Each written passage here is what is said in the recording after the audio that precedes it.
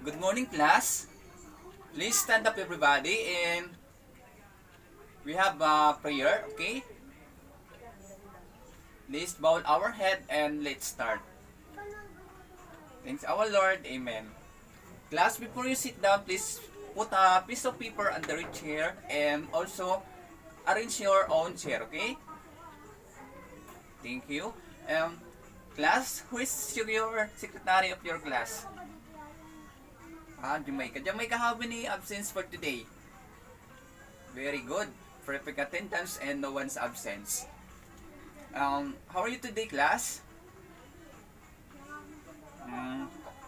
Everybody okay? Very good. Class, before proceed to our discussion for today, we have a short review regarding what our topic class meeting. Okay, who's recall what our topic class meeting, class? Yes, Georgia? Very good. About health. Okay, what is health and how you define health? Yes, Joey? Very good. The health is of state of being from illness of injury. Health is a state of complete physical and mental and social well-being, not merely the absence of diseases of eternity. Yes. Next question is, what is the importance of health? Yes, Melvin? Very good. The importance of health is being healthy should be part of your overall lifestyle. Living a healthy lifestyle can help prevent chronic diseases and long-term illness. Feeling good about yourself and taking care of your health are important of yourself. Esteem and self-image maintain of healthy lifestyle by doing what is the right for your body. Class, we are going to discuss today about the component of physical fitness. This is our topic for today. The component of physical fitness is two categories. Okay, before I'm going to discuss the component of physical fitness, first is, what is physical fitness? Physical fitness refers to the ability of your body system to gather efficiency to allow to you healthy and perform activities of living being efficient and means doing daily activity with less effort activities or daily effort possible. The first category of the components of physical fitness are skill related. Skill related is composed of agility, balance, coordinations, power, reaction time, and speed. Okay, what is agility? It is vital as help us more quickly and easily. Balance.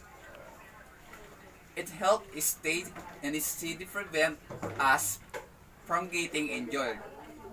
For example, landing after a rebound in basketball, if we do not have a good balance, we will fall down and get hurt. Okay? Coordinations. And it helps us two things at the same time. For example, coordinating the foot and hands movements to save a drop and short and tennis. Next is power. It is a coordinations of strength and speed. It helps in competitive in sport. For example, for putting in a short, it also help short in our day to day in activities. Next is reaction time. It is time the taken of response to a signal. For example, treating the brake handles of your bicycle when a person or fit animals comes into the front of your bicycles. Next is speed. Speed is help us more fast. For example, running fast with a ball to the score or a goal. The next categories of the components of physical fitness is health-related components. And what is the health-related components? It is state of complete mental and social well-being, not merely the absence of diseases.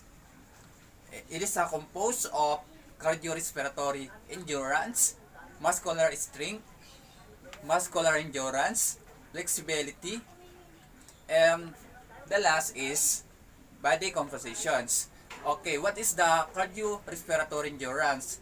The ability of the circulatory system to supply fluid and oxygen during the sustained physical activity. And what is the muscular strength? The amount of force of muscles can apply in our constructions and the constructions of muscles being used. And next is muscular endurance. The ability of muscles to contract over an extended period of time. It is the several construct of muscles is also being used. And next is flexibility. The ability of body parts to move in full range of motions, to bend easily without breaking. Body compositions. The ratio of lean mass and also muscle skin bone compared to the fat mass. As I have prepared short video clip here to expand our knowledge about the components of physical fitness. And after watching the video clip here, we have activity. Okay, let's watch this. This video is going to look at the health-related components of fitness. This is the first dot point for what is for the critical question: what is the relationship between physical fitness, training, and movement efficiency? The syllabus for this dot point asks you to learn about cardiorespiratory endurance, muscular strength, muscular endurance, flexibility, and body composition.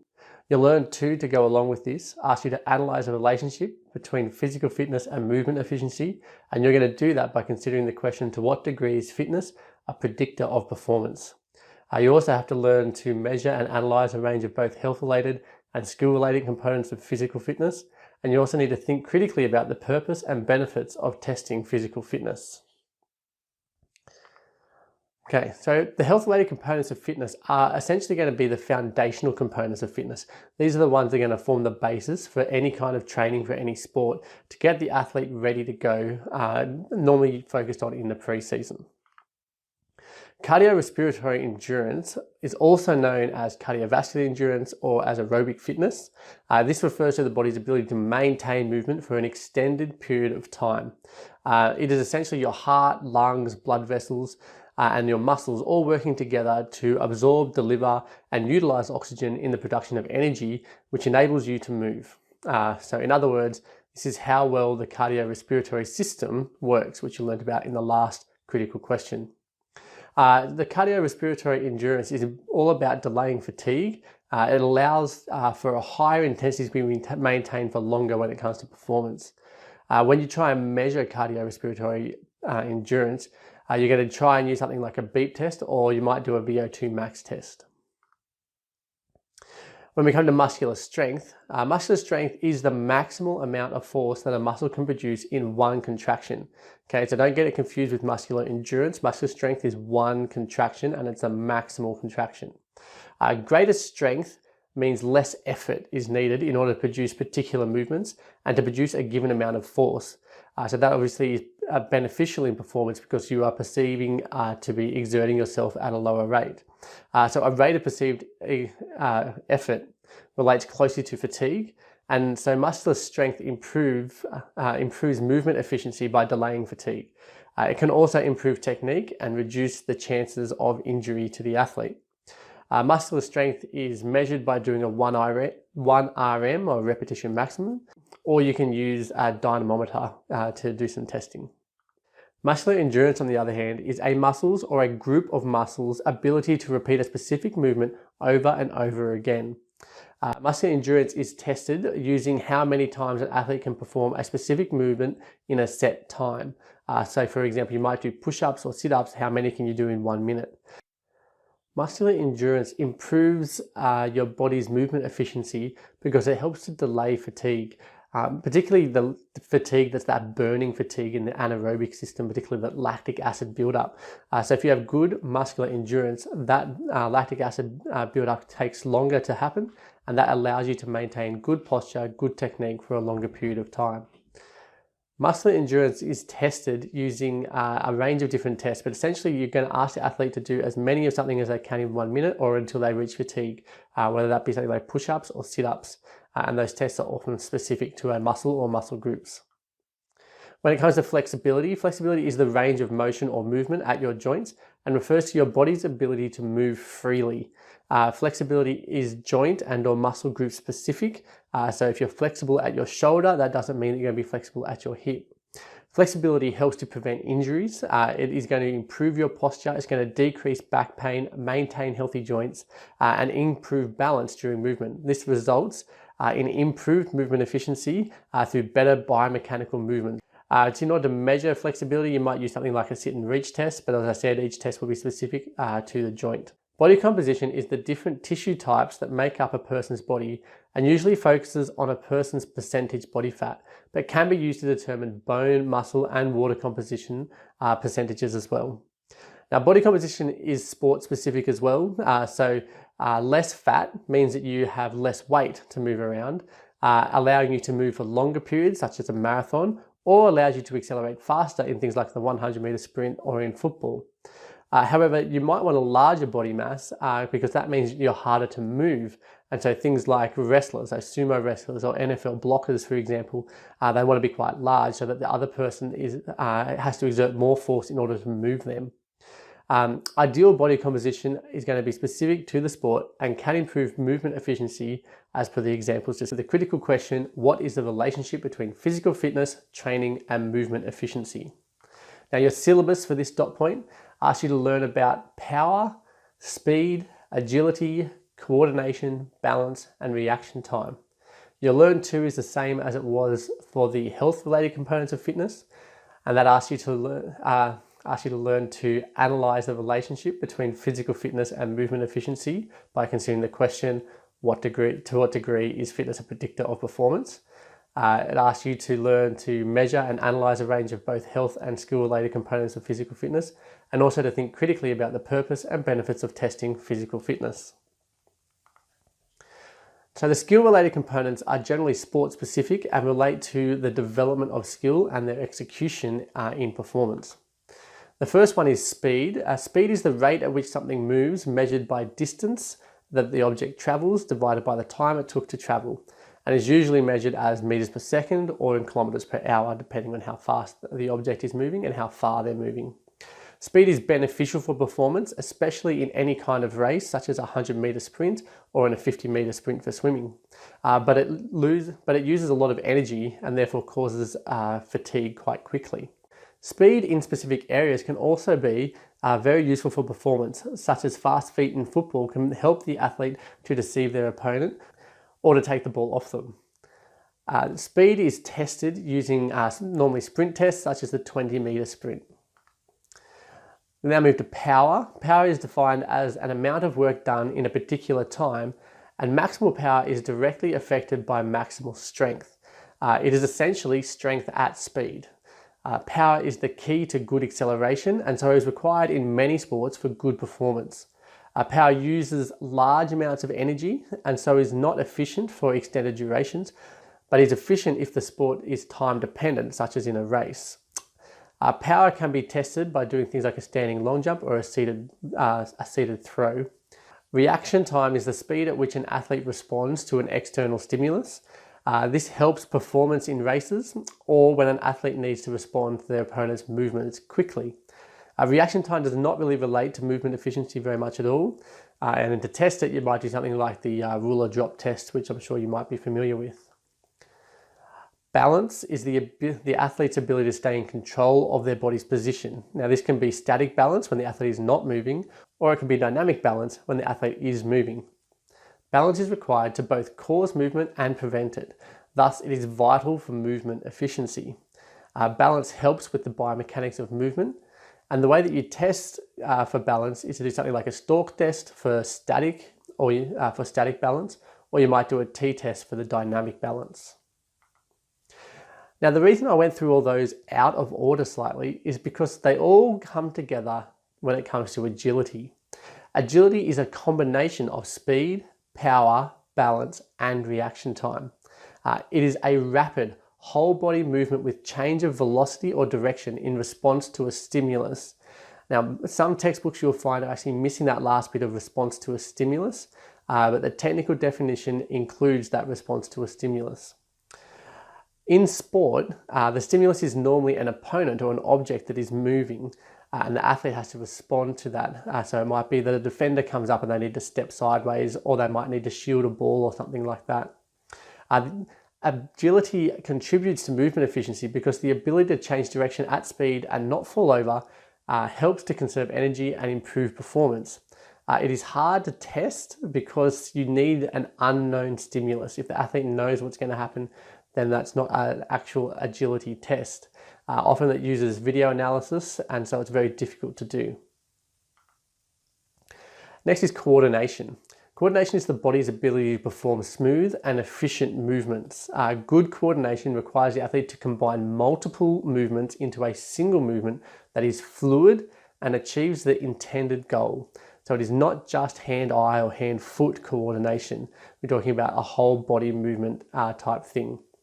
You can have fine coordination, so that's when you're looking at things like snooker or darts, where you have small muscle groups moving very small movements.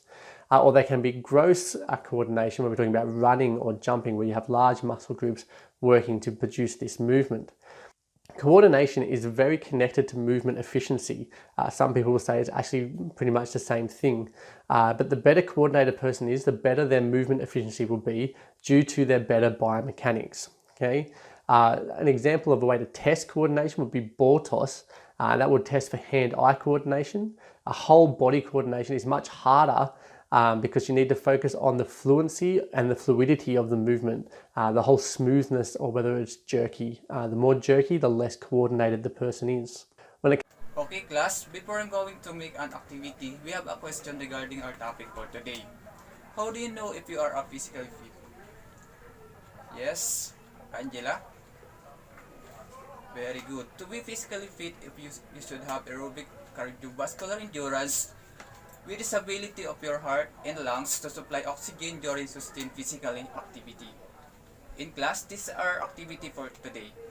Make groupings 3 groups. Each group has 6 members, and you will do any exercise that will see at least 4 hours at the components of physically fitness. 2 of the health related and 2 of skill related. Decisions in general, achieving an adequate level of fitness is all 2 categories. Is essential to good health. These components of fitness relies on proper functioning of your heart, lungs, and blood vessels to transfer oxygen to your tissues and carry away metabolic waste products. Okay class, please take 1 whole sheet of paper and answer our activity. Just write answers only. You only have 2 minutes to answer the questions. After 2 minutes, finish or not finish, you need to pass the paper, okay?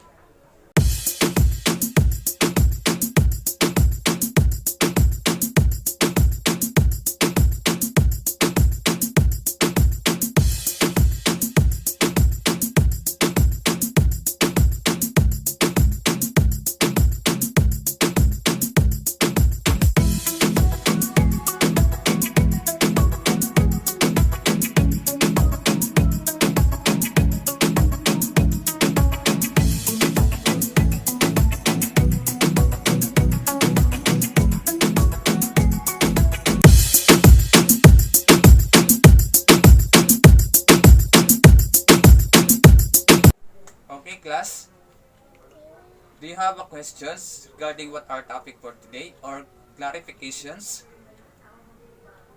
Okay. If you don't have a questions, that's all our topic for today. Thank you for listening and God bless.